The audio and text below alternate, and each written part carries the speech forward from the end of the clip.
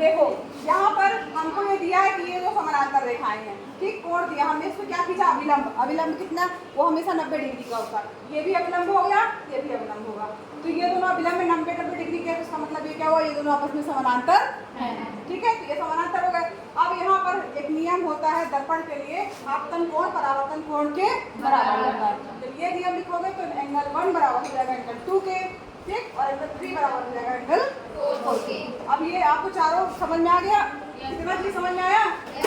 अब यहाँ पर चूंकि ये और ये समानांतर हैं, ये रेखा और ये समानांतर है, तो ये एंगल 2 किसके बराबर हो जाएगा, एंगल 3 के, एकांतर कोण है।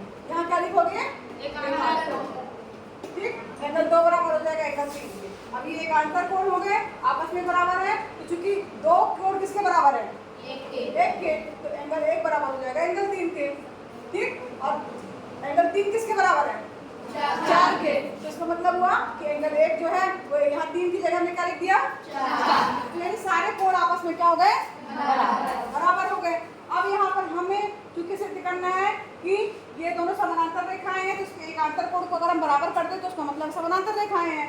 अब एकांतर कोण बराबर करने के लिए इसका एकांतर कोण क्या बन रहा है, ये वाला एंगल 1 + 2, ठीक है, एंगल 1 + 2 बराबर क्या रहेगा, इसको हम लिख सकते हैं एंगल 3 + 4। क्यों, क्योंकि सब कोण आपस में बराबर है, एक की जगह हमने 3 रख दिया, 2 की जगह हमने 4 रख दिया, ठीक है, बस, तो ये बराबर आ गया। चूंकि पूरा ये एकांतर कोण बराबर है, इसका मतलब क्या हुआ कि ये समानांतर रेखाएं होंगी, ठीक है, आया समझ में आप?